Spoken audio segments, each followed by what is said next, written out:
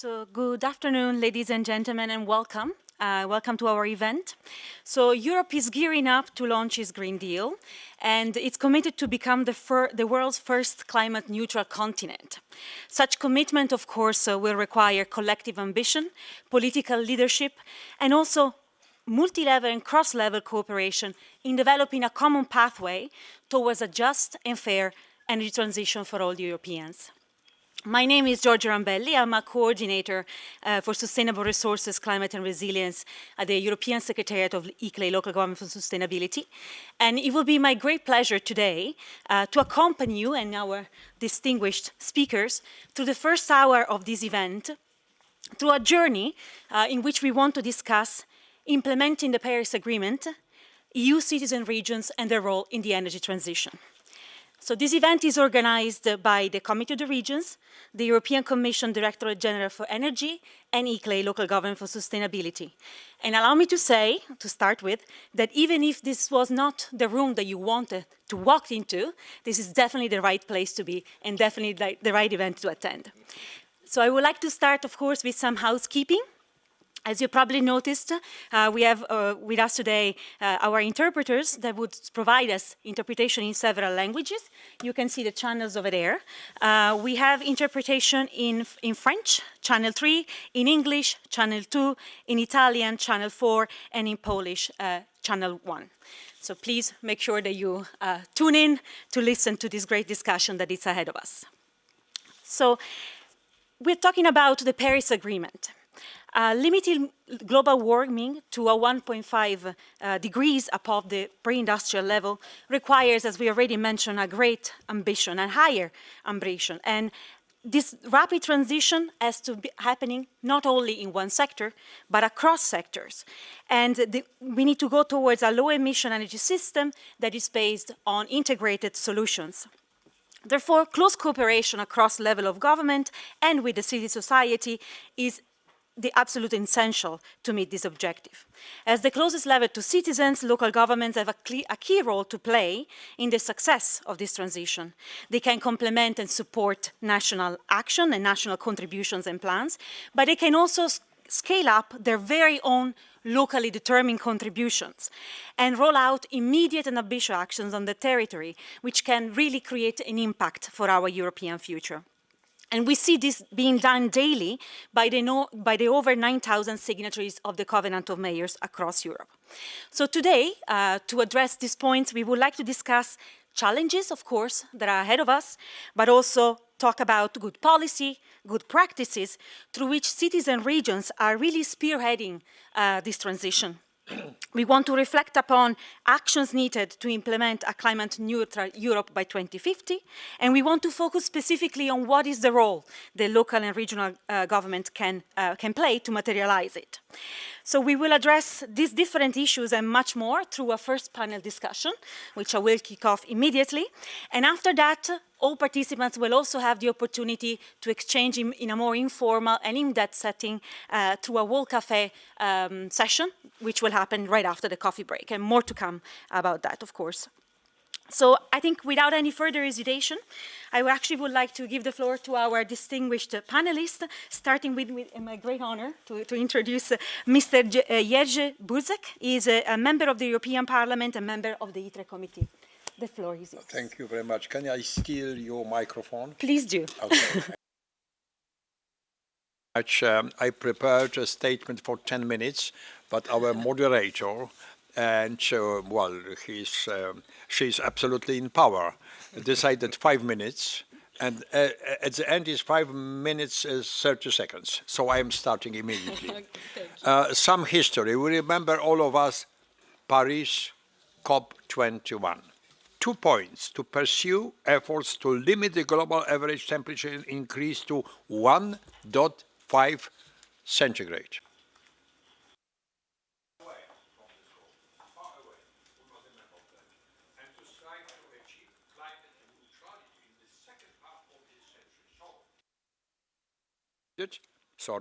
Decided by the end of the first half of this century, climate neutral Europe. That's important that we've got coal regions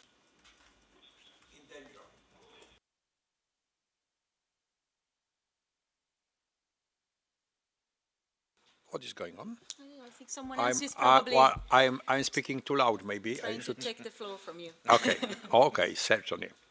And only by 2030, an estimated 160,000 direct jobs in the coal sector may disappear. Significant.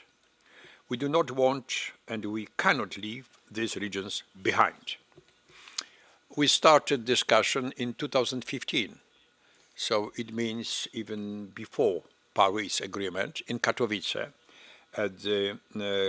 with Commissioner Kamieniecki in Katowice, but they finished discussion in the same place in Katowice in 2017 with Vice President Maroš Šefčovič, Coal Regions in Transition Platform. And it works.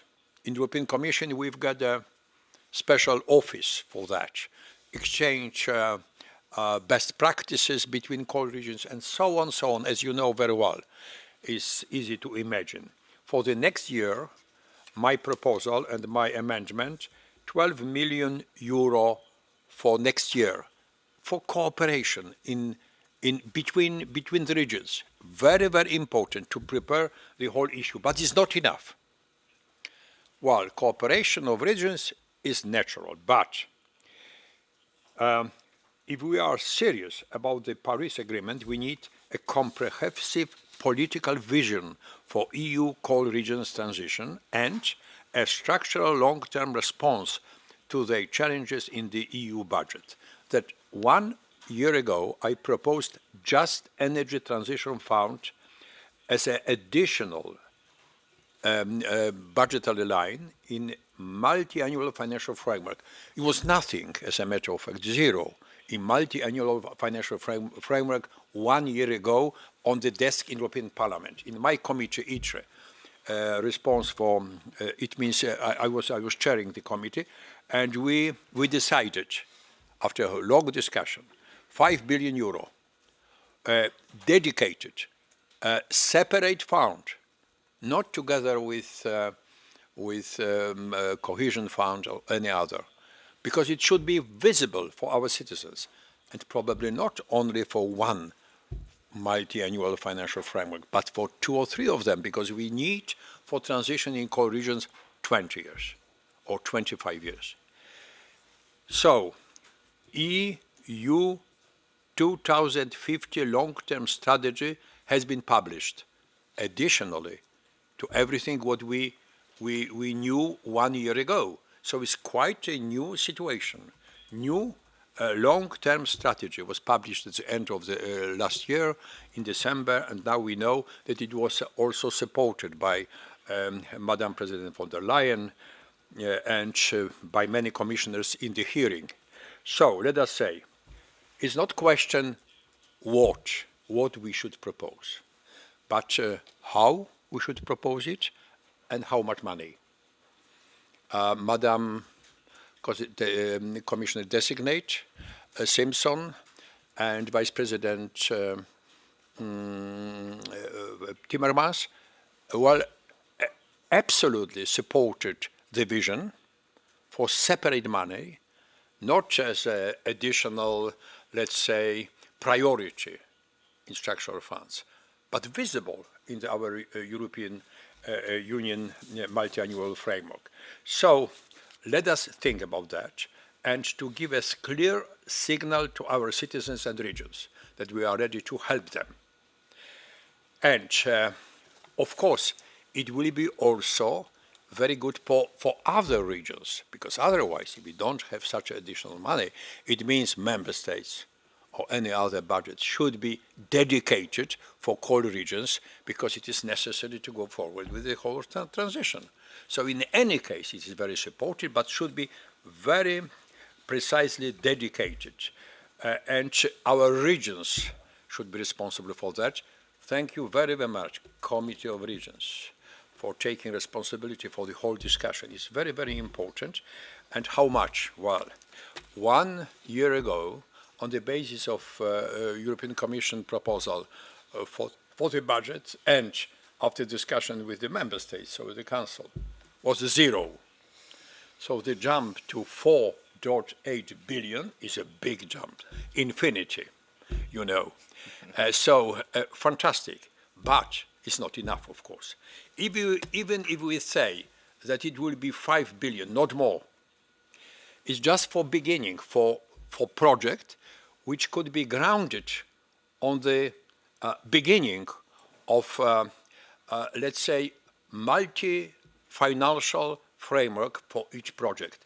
We can start with 20, let's say, 25% of financing from the fund, and the rest from Norwegian fund, from, let's say, World Bank, European Investment Bank, from also regional possibilities and funds, national funds. So altogether, we should say multiplying by 5, multiplying this 5 billion euro for the beginning in the multi-annual financial framework, multiplying by 5 or 4 times. And let us fight even for more. Maybe it is possible in multi-annual financial framework to have more than we've got it now. It's a good beginning. How much time do I have? Almost finished, but you can conclude. Okay. So let me say at the beginning, I believe that together with citizens, regions, you represent regions, cities, public and private sectors, NGOs, of course, the European Commission, the European Parliament, the Committee of Regions, very, very important. Your approach will be absolutely crucial. Member states and all other relevant stakeholders, we will support core regions in their fair transition, so we will support the whole EU for fair transition to help the Paris Agreement become a reality. Thank you very much. Thank you very much.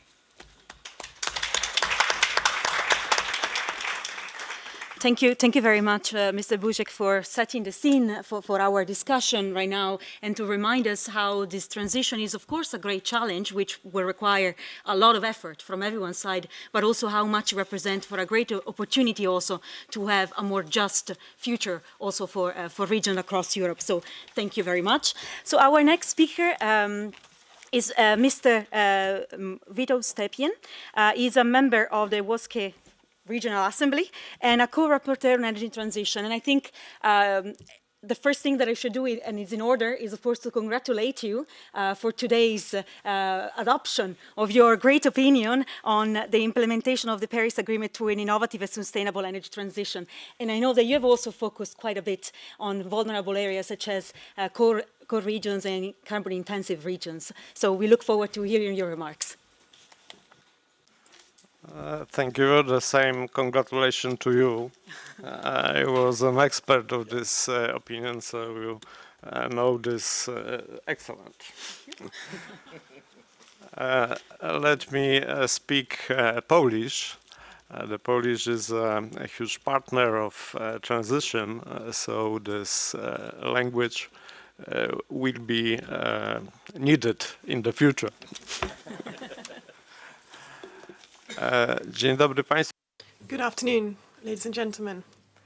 It's difficult to speak after Mr. Jerzy Buzek. He mentioned the energy transition from a regional perspective. He comes from Silesia. That's a region in Poland that traditionally is related to heavy industry, coal and mining. I come from the Łódzkie region, that's in the center of Poland.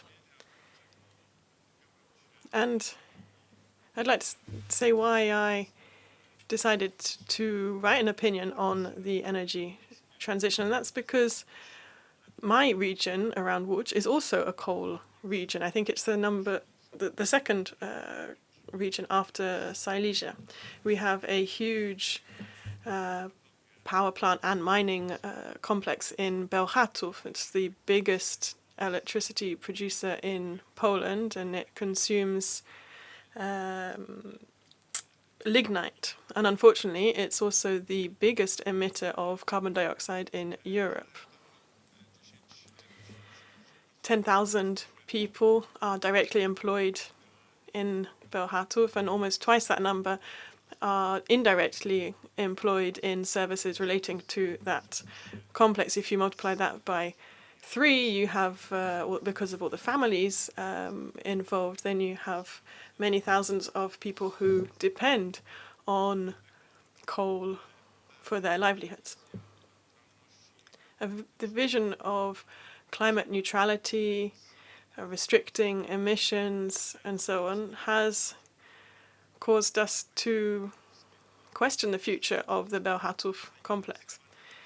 That's why the coal platform that was established by the European Commission has been investigating our case, and they've been looking for a 20-year program. They're looking at what could happen over the next 20 years when this major employer ceases to employ as many people. I think the motivations of us as regional leaders and across Europe in the 41 coal regions, all of us are having to answer the same questions. We don't yet have an economic crisis. That energy power plant is still working. Other regions have seen jobs be lost, and that's led to social tensions. But the climate crisis in the world, the 3 million people that we saw recently protesting during the climate summit in New York, that was also seen on the streets of Polish cities.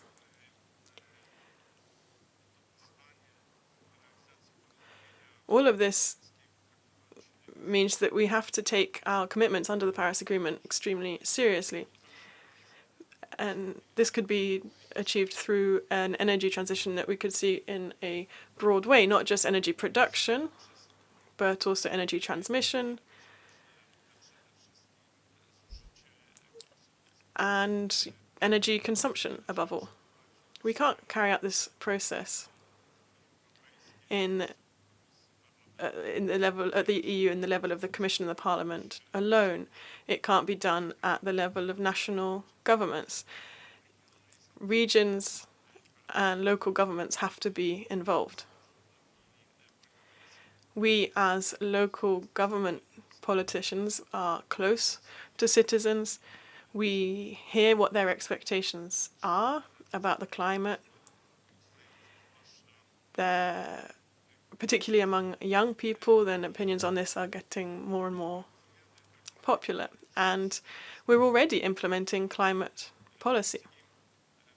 In my region, we've spent over 1.5 billion zloty on activities relating to low-carbon transport and renewable energies. This was part of the Cohesion Fund. We're going to continue that work in the future.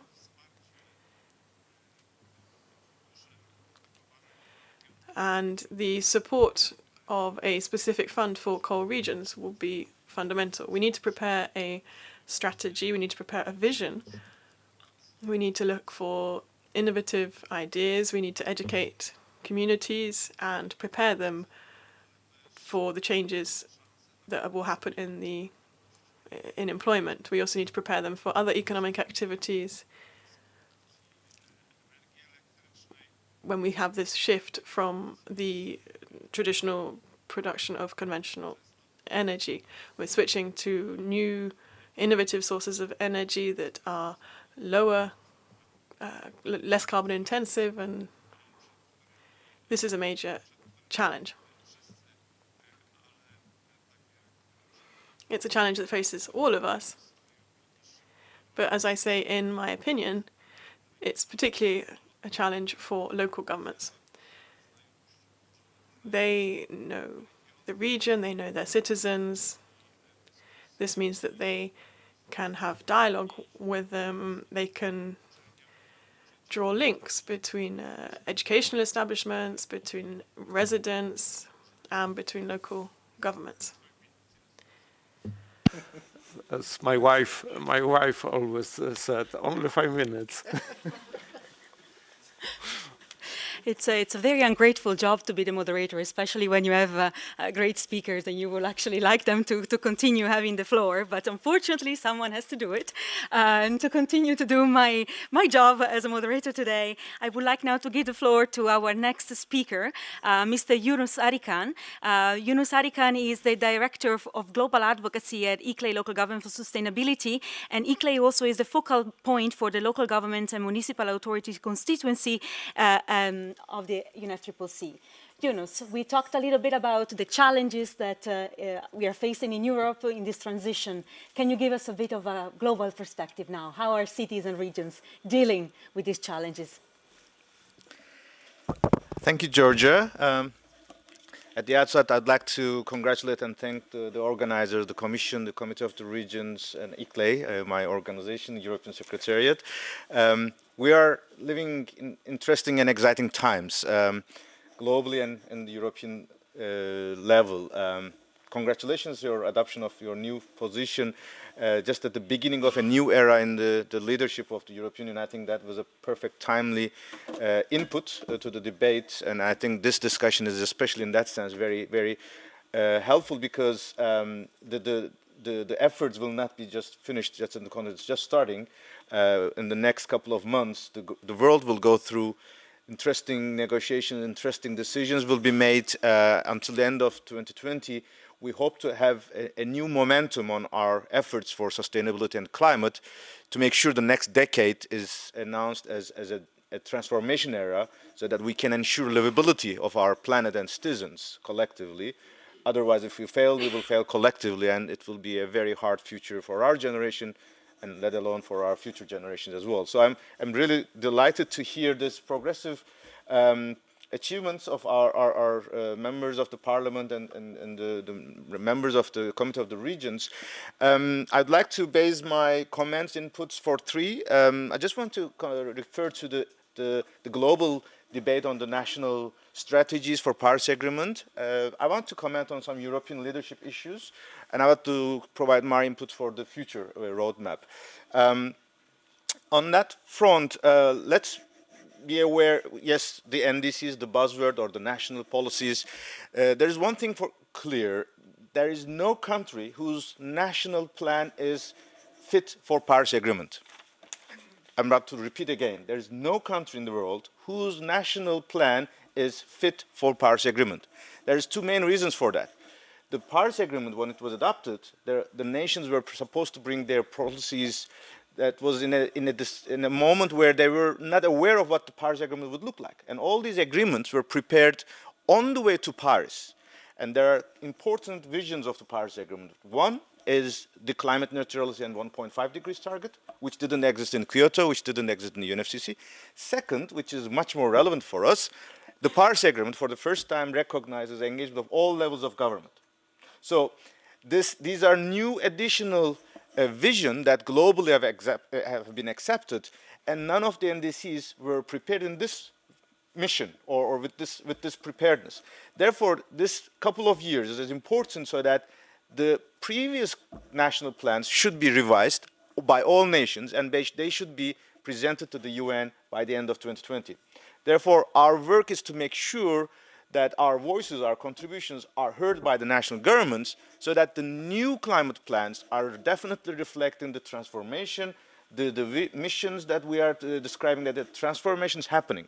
In that sense, the previous speakers have definitely demonstrated that it's not a question of whether or not, it is a question of how fast we are transforming our societies. And that is the most important signal, that if in Europe we can have it in coal regions, the world should take the leadership, and it should be inspired with the European model, so that they could also consider that coal should stay beneath the soil, that in the future we should have different, and there's abundant renewable energies. We have to go for climate neutrality, and this should be done as fast as possible. In that sense, I want to continue this leadership of EU, because as we said, the multi-level collaboration is something that is unique in the Paris Agreement, and Europe has demonstrated over the past 25 years with this example of Committee of the Regions, with Covenant of Mayors, which has not been tested before, but since 2018 it is on the ground. So we're now looking for additional leadership from European Union, and in the next NDCs of the EU, we should be making sure that the contributions of local and regional governments are fully reflected into the EU's national or regional contributions. Let's remember we have an additional provisions like national climate and energy plans. And in the Covenant of Mayors, we also have the Sustainable Energy and Climate Action Plans. Our target or our mission for the community in this room and all our partners around the continent is that the next commission, when they start the job, they should make sure when they come to Glasgow, they should bring inputs from their local and regional governments into their climate ambitions. And it's very clear, the Joint Research Centre had already demonstrated that 30% of the EU targets are already met by cities and regions. There's no reason why this EU should not be more ambitious. And lastly, on the way to UK in 2020, we just came from the UN Climate Summit, and there are three main messages that we should keep into account in our preparations. First of all, we have to listen to the streets. The streets are shaping policy, and the politicians know this very well. If you don't respond to your citizens, your political career, your transformation is not possible. Therefore, I'm very happy that all spectrum of the political spectrum is responding to these needs, and we would like to go to the top as much as possible. Second, the new climate plans should be multi-level and whole of government. It's not just the business of ministers of environment. We are seeing ministers of energy, trade, agriculture, urbanization. And the third, the new generation of climate action should be holistic. We have to make sure our climate action plans are nature-based. They are taking into natural assets. They're resilient. They are prepared for the disasters that wouldn't be able to be preventing. It should be circular. It should contain all the resources of the society, and it should be equitable, that all society should feel included and heard. And in that sense, I think one of the milestones we will watch is also the new nature process that will come from the China in 2020, because they're introducing this concept of ecological civilization, which will be a new era in our future roadmap. And I'm happy to once again to be part of this debate, and congratulations once again. Thank you. Thank you very much, Mr. Arikan, for reminding us how the energy transition and climate action is indeed a business for all. So this idea to really bring together all the different levels in one common pathways to mobilize action rather than just commitment. So I think this is a great point to underline. And you also said that, of course, policy is made in the streets. We should listen to the streets. So it is with great pleasure that our panel today also will try to do that. And I would like to introduce our final panelists for this session, Ms. Sarah Zamoun. She's an activist, an active citizen from Rise for Climate Belgium. Sarah, the floor is yours.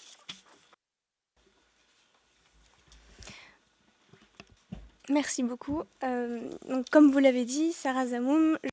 As you said, I am part of Rise for Climate Belgium. You may have heard of us, but we organized a series of rallies and demonstrations, some of which ended up in front of the Parliament. We're a few dozen European citizens, and we try and call upon the European institutions for them to adopt clear policies, more than ambition, because people have been talking about ambition for a long time, but we actually have to do more than just pay lip service to ambition. We have called upon the European institutions by organizing, for example, a major demonstration on the 27th of March, on the 27th of March last, many thousands of people, with clear demands. We want investment to stop, investment and subsidy to fossil fuels to stop, because it's simply not possible to go on like this. we also want the European institutions at every level, even at a national and regional level, we ask them to acknowledge a climate emergency. And the third point, to meet the fears of the people, which are completely understandable. In the east of Europe in particular, of loss of jobs, etc., we're asking them to set up an employment climate pact. That pact or covenant will be made up of two tools: a bank for the climate, which would enable states to borrow and lend 300 billion a year. They would be able to borrow that money at a zero rate of interest, so that these countries can commit to a meaningful and fair transition in insulating buildings, etc., training people for the future, and then a 100 billion euro a year budget to help at a regional level, at the level of the towns, to help a fair transition. We don't want the people to have to pay for a transition, to pay a tax on fuel, for example. I'm referring, as you know, to a movement that started in France in protest against that. I think it's important to understand one thing, that is that the people can see that there's a problem. Citizens see that there's a problem, even if they're not able to put a name on those problems. We shouldn't forget that in 2008, when the financial crisis hit, the European Central Bank spent 600 billion in saving the banks. And we're saying that for a transition, the MPs, who are pushing for this transition, are having trouble getting anything like that level of budget allocated to the transition. So on the one hand, you can see that there is money rapidly and easily available when there's a financial crisis to rescue the banks. The central bank a few weeks ago announced that 240,000 billion euros will be created over the next few months to give a fillip to the economy. Why shouldn't that money be spent in transition financing so that the transition be fair? Our organization, just a dozen or so people trying to get the citizens and people together, we have launched a citizens' lobby. We went to see the European Parliament, MEPs, the presidents. We went to the presidents of the European Council and of the Commission's DG Climate. Everywhere we're told that we have to turn to member states. We've done that. Citizens are turning to member states, and they want the policies to be commensurate with what's at stake. But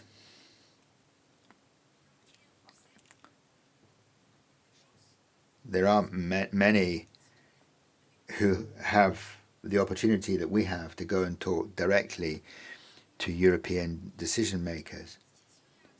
So what needs to be done at the level of towns and cities would be a citizens' convention. A citizens' convention that the mayors, presidents of regions, etc., go to their citizens and ask them to meet, to think together about the transition and the climate challenge that we're faced with today. I hope at the end of the session we'll be able to have an exchange of views or ideas and go a little bit deeper into these ideas and maybe come up with something new. Thank you. Thank you. Thank you very much, Mr. Moon, for your very actually concrete ideas and on how to move this forward. We will indeed have the opportunity to exchange more in depth during the World Cafe session later today. But before I leave the floor to my colleague Karsten Rothballer, who will be doing the introduction to the session later today, I would like to take the opportunity of my remaining 3, which will become probably 4 minutes, to actually ask a question to my panelists, if that's okay with you. So Sarah gave us already some concrete ideas on how the next step should look like. Investment and subsidy for fossil fuel. She talked about a bank for climate, so quite concrete ideas. Can I ask you to give me one next step that is in your mind the most urgent to undertake to bridge this gap between the commitment, the ambition that is out there, and the actual action, so the real implementation? How do we accelerate it? What is the first thing to do? First to do is to decide on European budget, because we discussed the issue from the level of European Union, and we would like to decide on the level of European Union new strategy, climate strategy 2050, to be called or carbon neutral by 2050. It should be European response for something like that.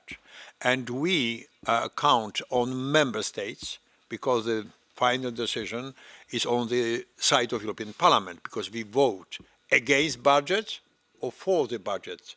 Only one voting, very short and very clear. But decision will be taken by the member states. So, through the regions, to all the member states, to decide on European budget, dedicated also for coal regions in transition, which is very, very important. We need support of 28, 27 member states. Let's say, we are not sure of that, but still. Okay, thank you. Thank you very much. So we know what the EU institutions and the member states should do. What is the perspective from someone that comes from a regional government? Myślę, że I think the challenge for regions today and for local governments today is not waiting for a decision to be made in Brussels about money, but rather we need to build a strategy at local and regional level. We need a strategy for how to replace the economic share coming from conventional energy today, how we can deal with that change in the economy, what that economy of the future should look like.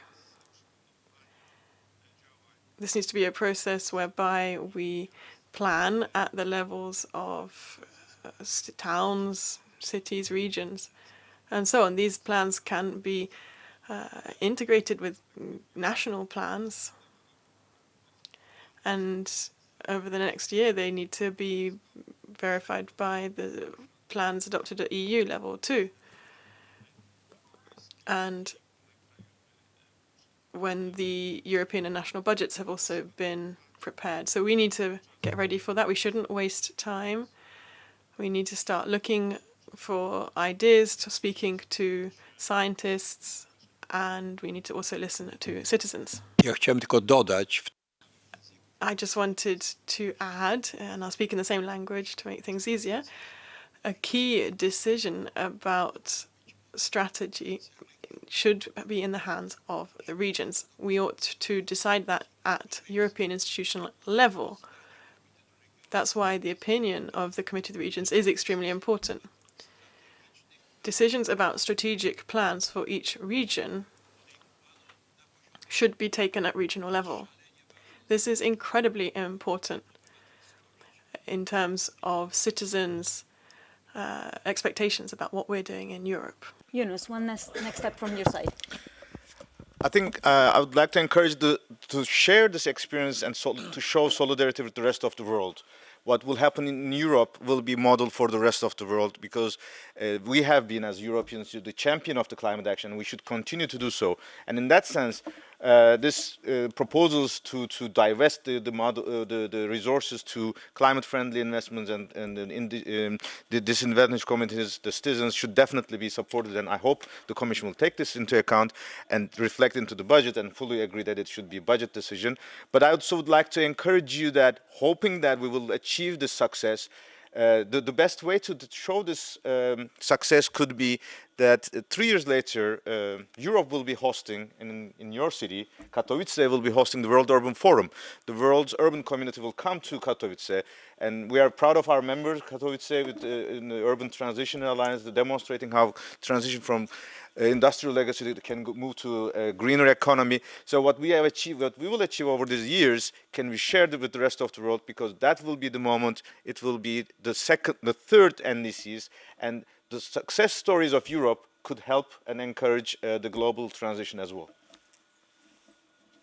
What is the next step for activists? What would you like to see? What is your next? Alors, au niveau européen, Well, this is not directly addressed to the Committee of the Regions, but indirectly maybe. On the 23rd of October, European MEPs are going to approve, or not, the new European Commission. What we are doing at the moment is meeting MEPs to ask them not to vote for the new Commission until Mrs. von der Leyen has committed to creating a climate bank, a large budget for the transition, which makes it possible to create jobs and will not make European citizens compete amongst themselves. We shouldn't be competing with each other on this. We should be able to live in towns and countries with clean air and eat healthy food, etc. Now, you as citizens, we call upon you to contact your MEP and ask for them to clear commitments and to demand clear commitments from Mrs. von der Leyen. If this works, if the new Commission is not approved, then that would enable us all to get round a table and to discuss the future of the European Union and this transition. And the Committee of the Regions would be a stakeholder, a key actor, I think, in that. Thank you very much. I'm conscious that we ran over our time already a little bit. I think this was a fantastic beginning of discussion. We hope you can stay with us and to continue a little bit during the next session to exchange on all the food for thought that was shared with us today. I want to invite everyone to give a big round of applause of our panel, please. It was really and truly an honor. Karsten, can I give you the floor then to introduce the next phase of our session today?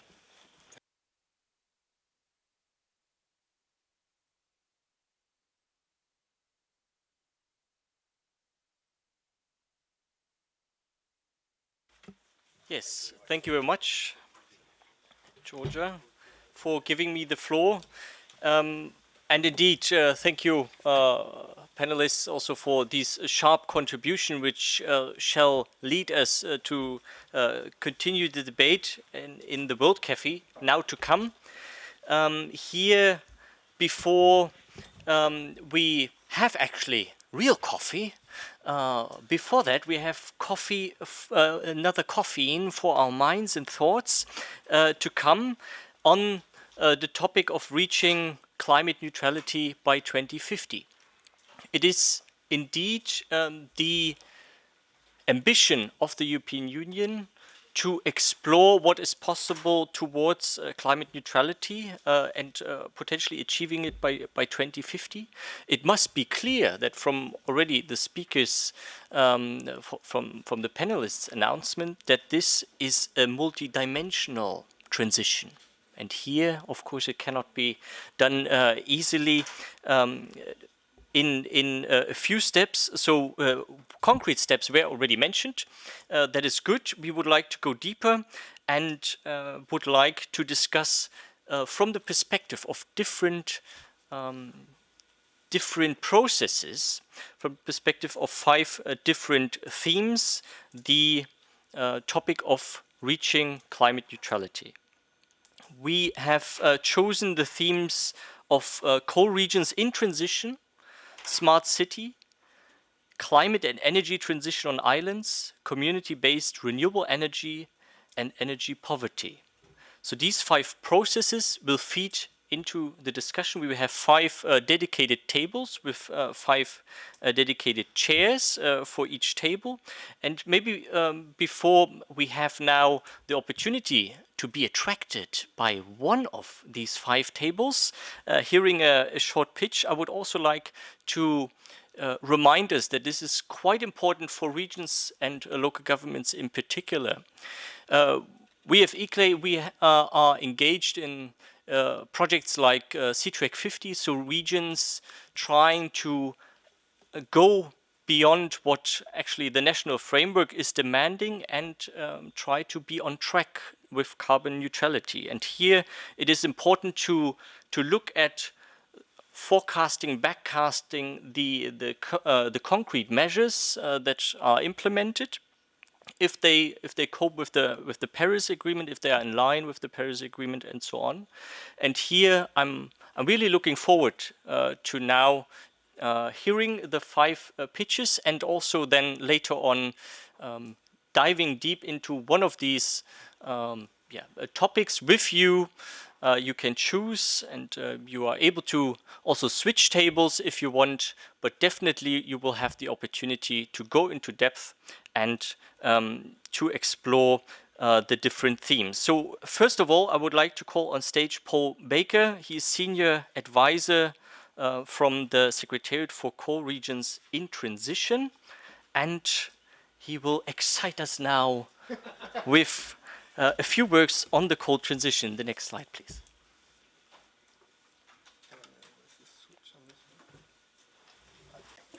Okay, I hope you can hear me. And firstly, I have a small apology because originally Alex Tomczak, who is from the DG ENA, should have been here, but she couldn't make it. So last minute, she asked us to come and run this session. And it'll be myself, Paul Baker, and my colleague Robert Pollock. And we are both at the Secretariat to the Coal Regions in Transition platform. I feel that I don't really have to pitch this, because I think after the presentations that we've already had, this discussion that we've already had, particularly from Mr. Buzek and for Mr. Stepien, it's obvious this is a really important issue. And I think we are obviously very aware that coal regions and communities within coal regions face major issues about the transition to away from coal and to cleaner energy. It's a process that's happening. One of the questions or topics was acceleration, but this is a process that is accelerating already in the regions. We see announcements on a regular basis now of accelerations in the process of transition, with the phasing out of coal, lignite, and so on. But I think we have to recognize that these communities and regions have major challenges, and it's particularly pertinent to ask, what do we do? What are the appropriate policies, the appropriate support, the appropriate financing for these regions to help them make this transition?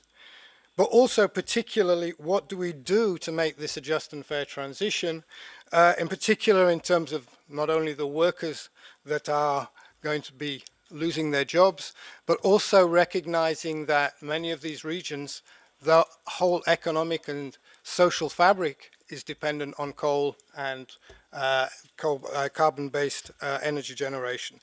So it's not only an issue that is short-term, but looking beyond the 5-year period. What do we do now, but also how do we build up something which will allow them to have sustainable development going forward into the future?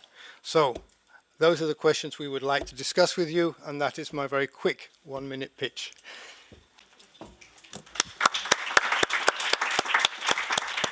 Wonderful, thank you very much. Paul, if I could, I would go on your table, of course.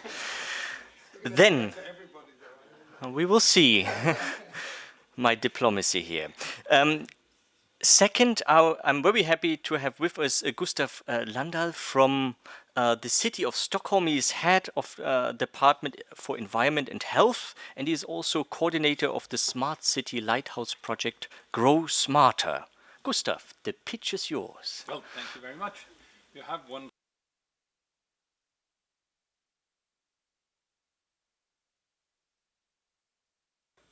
Now you get it interpreted as well. We have managed to bring down our emissions by 60% per capita since '95. So it's not just a lot of words and thoughts, it's actual work we have done. We haven't done everything by ourselves. This is actually our carbon tax in the country has helped us very much accomplish this. It doesn't really make sense to use fossil fuels anymore. They're more expensive than the renewable ones. Now, we now have a new action plan to completely get rid of fossil fuels by 2040. In the short term, we have reductions to 2023 in different boards in different parts of the cities, exactly how many tons doing what that they have to make sure that they reduce. And then we have more strategic decisions for the long term. All coal and oil will be abolished by 2025. We're almost there, so that's no big deal. We're also introducing a climate budget, putting a cap to future emissions in total.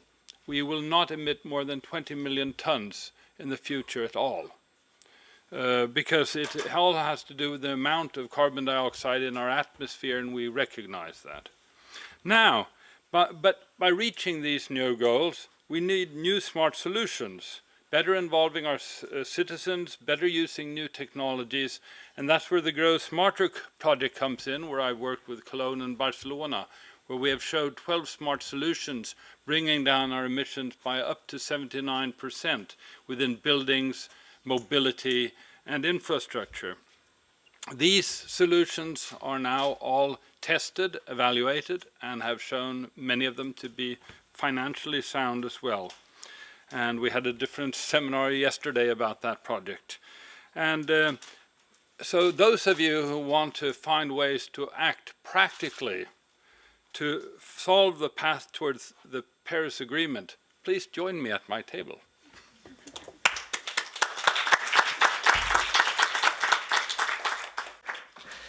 Thank you, Gustav. And indeed, if I could, I would as well, joining you. And because it's quite exciting to see that it is possible to, if I look at the graph here shown, that a fossil fuels-free city, Stockholm, is possible, and that even by 2040. Having said that, I would now like to invite Violeta Dudin-Majewska. She is Policy Coordinator for Retail Markets at DG ENER to talk about climate and energy transition on islands. What is your pitch?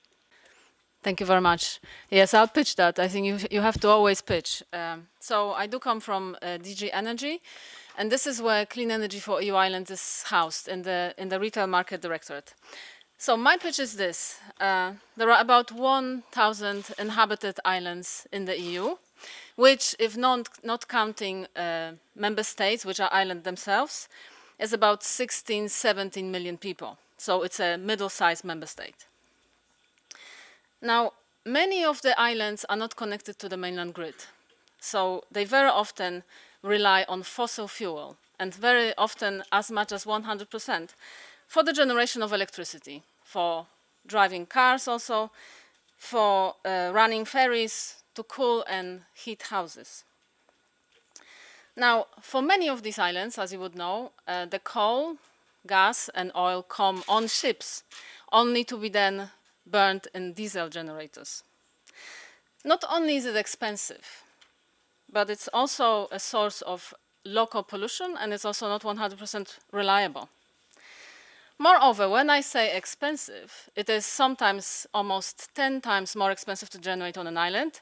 And the record that we have in the EU, and I'm not going to disclose the location, is 28 times more to generate electricity on that one particular island.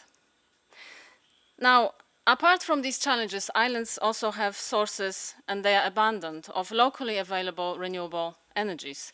This is solar, wind, wave, tidal, hydro. Now, the majority of islands are small.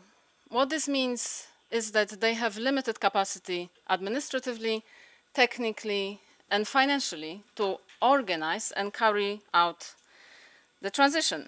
So, to sum up, here's the challenge. It's twofold in my view. One is how to make sure that islands are not stuck with fossil fuels for decades. There is such a risk.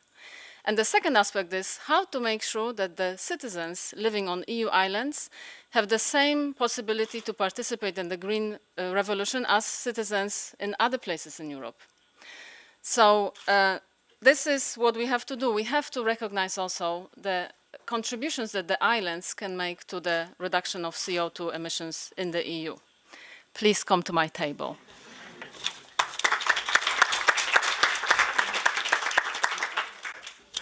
Thank you very much, Violetta. Yes, indeed, I will join your table as well.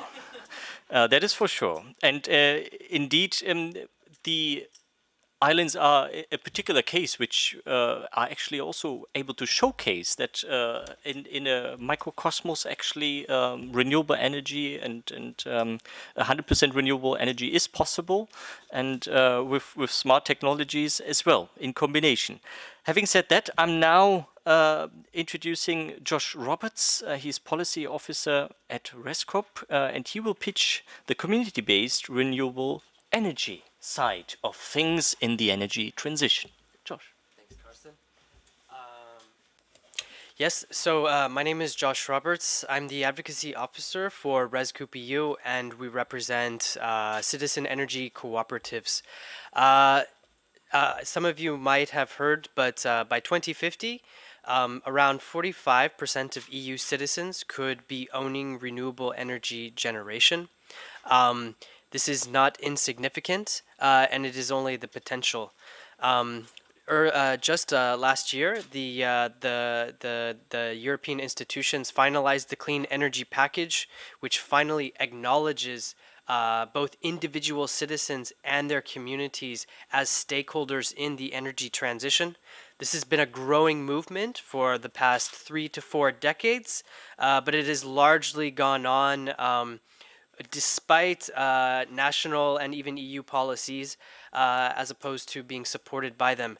Now we have a major push at EU level where these actors are being acknowledged and where citizens are being put in the center of the energy transition. If you come to my table, you will find out what this actually means and what we actually need to do to empower citizens so that they can be a part of the solution to climate change. Thank you. Very tempting indeed, also for me, if I may say so. So, last but not least, I'm very happy to have Laura Bazin from RISE for Climate Belgium with us, and she will pitch energy poverty, a theme which is which was highlighted here in this plenary already quite distinctively. So we are now looking forward to your highlights here in this session. Thank you very much. Does it work? No. Right. Okay. 50 million of Europeans, that's the number of people struggling to pay their energy bill. And I think it's a number most of us heard yesterday, Mr. Frans Timmermans, who is the Vice Commissioner designate, something like that, very important title, the Green New Deal, and he called that number unacceptable. And I think anyone would agree, if you consider 50 million, quite a big number. And the new Commission has announced a fund for just transition, but that fund that should obviously be accompanied by extra source of revenue, so member state participation and private investments. So we're looking forward as citizens following EU affairs to see what that's going to look like. But with disparities very wide between north and south, between inland and coastal, between the different regions, the different countries, how do we guarantee that we have a truly just transition? How do we define the vulnerable consumer? That's a very big question. And how do we deliver the equitable access that was in the preamble of the Paris Agreement? So that's going to be very interesting to discuss with all of you. I've seen that the Committee of Regions have issued quite a few texts and press releases on the topic. That's a topic close to your heart, and I know all the citizens that we do represent as a citizen movement that we work with every day. They're going to be very interested to be part of that discussion with all of you. So yeah, please come to my table. Thank you. We will. And in having said that, I'm now inviting you to have a coffee. Yes, indeed. I want to thank you, all of you, for spending time with us in this first discussion, and I want to thank very much also the interpreters. The discussions will actually take place in English only from now on, but a big applause also for our interpreters helping us for this session. And I believe the discussion is downstairs, right? No. We are going upstairs. Upstairs. Of course. Upstairs. The level of thought will carry us upstairs, our feet as well, if not the elevator. We will meet in the atrium number 6. So it's. I'm inviting you to take a coffee, discuss a bit, but we will guide you soon to the atrium number 6 on the 6th floor. Thank you.